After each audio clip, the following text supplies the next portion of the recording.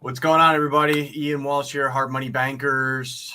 Joined here with my partner, Ryan, Hard Money Bankers. It's actually harder to do that finger point. I know, it's opposite for me. I don't know if that's for you. Is it? Yeah. So, guys and girls, we're doing a show here for, we've been analyzing the markets for about a month, the stock markets. We're going to continue to do that through the end of the month to see how things are faring. And there was a pretty big move down that we picked up on, and it was a major trend line that was broken from the COVID lows. And it seems, though, as if we've rallied back to the top. We have this huge divergence, though, between like being the pure chart pricing and the fundamental end of it, which is like the news behind it. So I've noticed, I also write kind of what you said about the news, which is like right now it's kind of like, so when they're like really heavy on a certain area of the news, you know, everywhere you turn, it's a headline of doom and gloom or greatness, right? It's one or the other. Mm-hmm. But right now we're kind of back to the just the generalized fear throwing, as opposed to like, you know, severe fear throwing. So I've noticed that the headlines have kind of just been like more like back to entertainment purposes. Is that more or less what you've noticed? I know you mentioned that. Yeah, exactly. I mean, I think a good gauge is what's Fox News or CNN saying, right? Yeah. And I think you said this before. The baseline fear is like COVID, right? If they're talking about COVID, there's not much going on, to be honest, right? Yeah. It's just they just need a story to cover. So COVID's like, yeah. Anybody have anything to scare people with? Nah. All right, let's just go to COVID for a while, and then we'll go to something else. Yeah. I mean, there's at least on the non-TV fronts, there's still China news being thrown out there, right? Yeah, but I see some things lingering. Lingering is probably the right word for it, but yeah, that's about it right now. So it doesn't mean that, like, you know, nothing's coming, but nothing's on the forefront. There's no aggressive move being made by either media or finances right now, as we speak, at least. Yeah. So a couple of things I'd like to make mention. So this is the Dow Daily. Were you pointing to the non-investment advice? Is that what you, okay. Yeah. Okay. So this is the Dow Daily, and this is, you can see the trend line that was broken right here. This was the major trend line that kind of flagged the whole event. This was Evergrande down here. Our triangle's blown out of the water, and we're in a double bottom right now. This is the end of the world trend line right here. So if we were to come back down here, the show is going to get more viewers again, and everybody's going to come back, and we're going to do it. But you actually could see a viewer count increase as the market went down. Yeah. The viewer count goes up. Yeah. So when nobody's scared, everybody's like not watching. So I see how the Kramer show works now, right? Yeah. Scare the hell out of everybody, because it's. I mean, I get why news works, right? They're like, all right, let's just talk about some murders and some people that could get shot in local. More people. Yeah. So then scare them, and that's the only way we're going to get, you know, ratings. But if everything's cool and butterflies and peaches, then nobody's watching. So everybody's addicted to fear. There's literally, if everybody wants to go down a rabbit hole, if you go and listen to Joe Dispenza, he actually talks about the actual chemical-based fear that there's a chemical in your body that is attracted to fear. So if you ever really pay attention to yourself, not everyone, but a lot of people, when you're like kind of like not thinking of anything, and then you're going to go to talk to somebody, you're going to complain about something scary. You're going to talk about something because your body is looking for the drug of fear.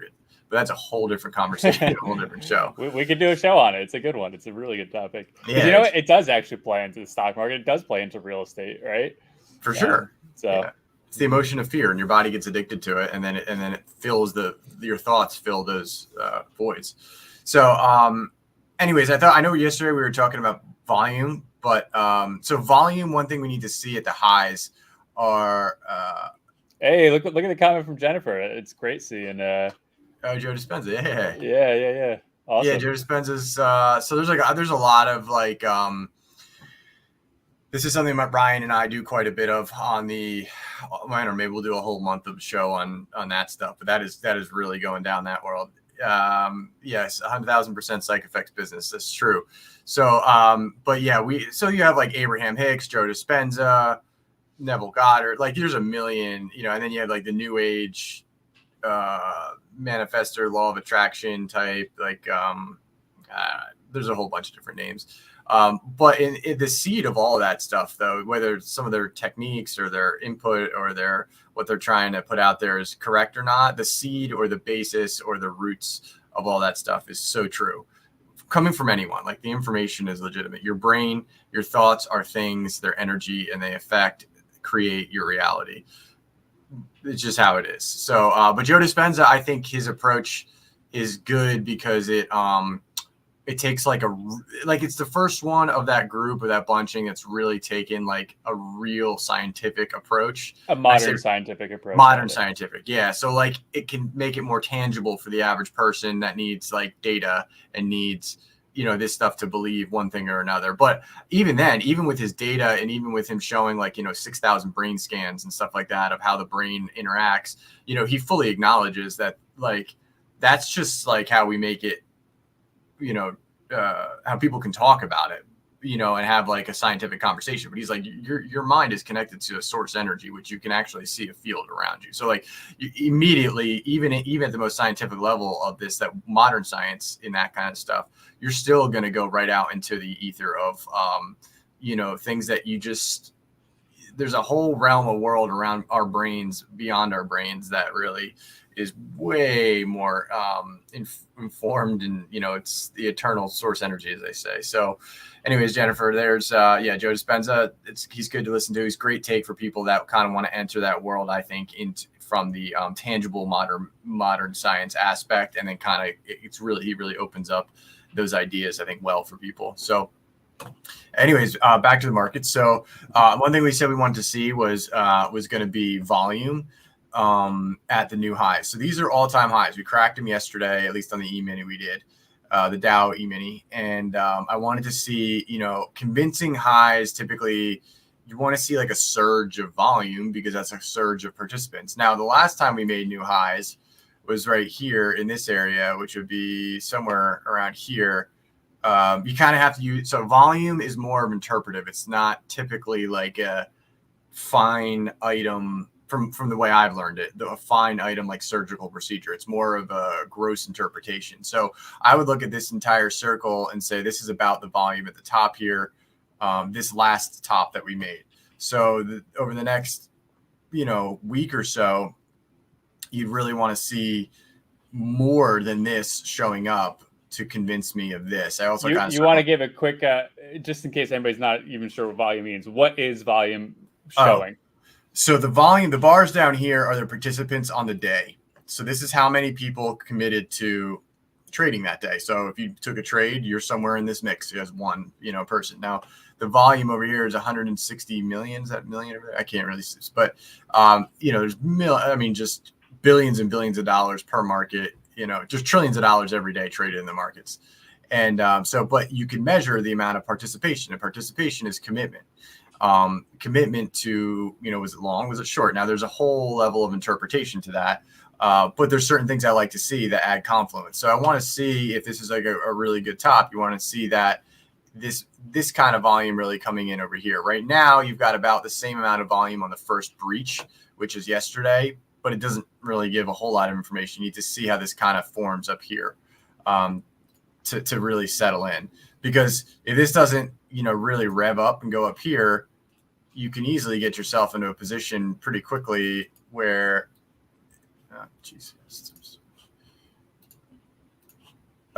where you're, come on, Ian. You're starting to look at, a potential double top again, and then this end of the world bar gets really scary again. So, but we're not there right now. We're at all-time highs. I'm not gonna. The bulls have won this initial war. But if you have a lower volume retest up here, that's a very significant thing, where if the overall lower interest, like let's say right now, over the next couple of weeks, we get a scenario where I'll just explain what it might look like. You just have like these like little bars that come up like down here, and they're small. There's just nobody home. And it looks like this. Whereas last time it looked like this, where there's a lot of participation. You go, it just simply means that nobody's convinced that we're supposed to be up here. Now, then the Fed's going to have to decide, are they going to continue to print money? Well, we just heard that the Fed is no longer going to liquefy the markets, right? That's coming up. So there's certain things out there like Evergrande still needs to be resolved, like ASAP, supply chain issues need resolved, the liquidity in the market is going to need resolved. So the fundamentals, when people talk about like divergences, a lot of times they talk about like the housing market is diverging from the bond market or something. And they show like a chart where like one's up here and one's down here. And the last time we saw this was 2008 or something. You always see those kind of charts. Well, we have a divergence right now of price and chart from a chartist perspective and news and fundamental things that move the market in terms of human decision making. So like I can't put that on a chart. I mean, maybe you can somewhere, but there's a divergence of that happening right now. And usually a divergence means something has to come back together. So I wonder if you could chart it by like counting how many news articles have a positive versus negative, depending on the words they use. The reason I say is because, obviously I know people who trade news, specifically news. That's all they trade. And it's all about programming. You can chart anything and everything if you have the data, and you can make up your own data. So I bet there is ways to say there's a divergence between the amount of news that's coming out that's negative, as well as like what the market's doing, right? Yeah, you could do something like, something simple, like you could do, let's just say instead of using daily bars, you use like a weekly bar, and then you just see if it's a heavy red bar, heavy green bar, and then you could put little arrows on that to say, okay, how much news do we have this week? Okay, we had 10 news releases that all use this headline. And then boom, we had a big drop. And then when this was mentioned, we had a pop up. I mean, there's charts you can actually get now that I've seen. I don't know where I've seen them over the years, but where like you can just, there's an actual like overlay of news events. So it'll put next to each day, like news event, news event, news event. So you can actually just see like the news event tracking and moving with each major move. So like there's like could be like 100 news events relative to that stock or whatever. So it's pretty cool to see that. But remember that like most of the time, and you have people that capitalize on the news that's happening, and you have people that manipulate the market with the news to make that happen. So just like any opportunity in like, in reality, like any crash, like I think that you have scenarios where people manipulate the crash and make it happen. And then I think you have people that capitalize on the opportunity. And I think those two crowds get mixed together as like sometimes the bad guy, sometimes the good guy, sometimes the, who knows what. But yeah, I mean, I'd probably say, a trader like you or I, or probably most people that would ever be listening to this, are going to be on the people who capitalize, right? We're not the ones who move the market. I don't have that kind of, I don't have the power to move the market. Yeah. So at least not this market, that's for sure. Right. The other thing I wanted to make mention is you can see I drew these other trend lines. So trend lines are relative in volume too. You can see on each of these pullbacks. So like this line would correlate to this pullback. You can see increasing volume on this pullback. And then what you see off the low is a decrease in volume in this move up, which is not generally what you want to see when you're having a swing, and they call them swings. So if you have a swing from top to bottom, when you have a handle, that's not what you want to see if you're a bull here. But you can see that we really haven't had a good swing. I had to go back further, but here was like a little one here. You can see kind of here. And then eventually the cumulative volume to get back to the all-time highs was much higher than this little pullback right here. So it's kind of, again, it's an interpretive thing, but this is a pretty equal swing down, swing up. Like it's a pretty equal move, and it's a pretty clear volume divergence here that's happening. So again, we're going to keep an eye. I mean, the charts are saying, price is saying we're going up. Like there's no disputing that. Or we are up. We're at all-time highs. There's no arguing that. So, but the underlying things, two things I think that are really important. One, Joe Cummins mentioned on a comment that he noticed that there were more truck drivers on the road between 9 and 11 o'clock last night. I agree with him. This is a very important thing that should move markets today. And it was on Route 95 that he saw this. So that's a very important underlying factor. No, right? That's not even, I don't even need to laugh out of that. Aha. Okay, thank you. And Evan Zaremba, I'm pretty sure he went out and bought rice and shorted the entire market with his entire bank account. And he didn't pay attention, though, to the number one indicator on my charts, which is, this is not investment advice. Listen to nothing I say. I'm an idiot. So if you could just follow that part of this chart, Evan, that really would have saved you a lot of money. But I do owe you a cup of coffee when I see you next, because that one lot in the micro e-mini that you lost $10 on is, about equal to that Starbucks cup, right? So, Mark Weiser, you're still on the chart till the 24th. The clock is on. So we got like 4 days to the anniversary of the great 1929 crash. I'd say right now, though, that's about what I've got. That's just the stuff I was just thinking about in the markets overnight. Do you have anything on your end, Ray? No, I mean, I think we'll be doing this till the end of the month period, Yeah. right? Because, all it takes is one red bar and it's back to okay, what's going on, right? And I don't mean one little red bar. I mean, look at I don't know, was it the 20th or how many days ago was that? You see the big red bar in the second. Yeah, like the 928, like the end of Yeah. Right. Yeah. You get one of those and because you can collapse this entire move up with like 1.5 of those bars. Right. Right. So that's a day and a half. You go, okay, we're off the bottoms. Everything looks good. Nobody watches the show. A day and a half later, everybody tunes in and we're talking about the market again. Like but that's a proper move. Yep. So, I think we've done an accurate job reporting the weather storm. Here's the storm. Here it is. See if it hits land. It appears to not have gone inland. So here we are. We'll keep it updated though, because October is a pretty important month historically in terms of crashes and whatnot. So seeing if we're repeating. Yeah. So I think at this point we're just gonna wait. I mean, we're still due for a good red day. Like we haven't had a good red day in. When I say good, I mean heavy. 1, 2, 3, 4, 5, 6, maybe 7 today. Like, so we might be like. I mean, it's pretty rare to have 1, 2, 3, 4, 5. Like, to get 5 green bars in a row is not super common. I mean, it happens. You get one back here, but it's not. Usually you get like 2 or 3 of a day in a row, maybe 4, and then you get like the other day steps in. But we haven't seen that. And for all considered purpose, this little bar right here was likely green as well, like could be considered green. So we're due to see what the sellers think of this. And that is, I don't think we've seen that yet. We just haven't seen if the sellers are really going to try to answer this or not. So we'll find out.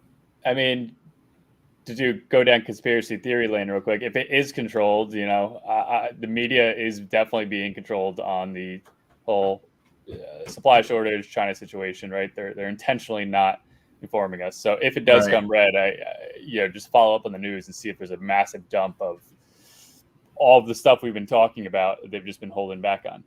We're wrong, and these aren't issues, right? That's kind of what it is. Maybe they're not issues. I don't see how they're not issues, but it's a pretty big picture. So, Yeah, remember, one of the best times to strike though is when everybody's hands off the wheels. So hands are off the wheels right now. So we'll see what happens.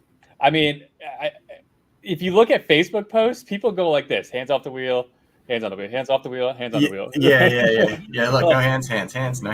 Constantly. Like, I mean, just yesterday, I saw everyone bragging about their Bitcoins. I'm like, okay, I'm shorting Bitcoin tomorrow. It should be a good short in Bitcoin. Yeah, that's what I've noticed too. And then like the more grand the announcements get, like, I can't look at all you didn't listen to me about Bitcoin. Look at this, Bitcoin forever. Like, the more like demonstrative that the statements become, the more you're like, all right, there's a really good short coming up. Like, this should be all right. Bitcoin 5,000. Here we go. Right. Like so that's kind of how you like see a top building. And so right now, I'd say so. Yeah, Bitcoin definitely feels like it's reaching a euphoric moment. So that euphoria of like invincibility, the invincibility moment where nothing can hurt me, is like prime moment to move that market. Yep. All right, sounds good. We'll see what tomorrow brings.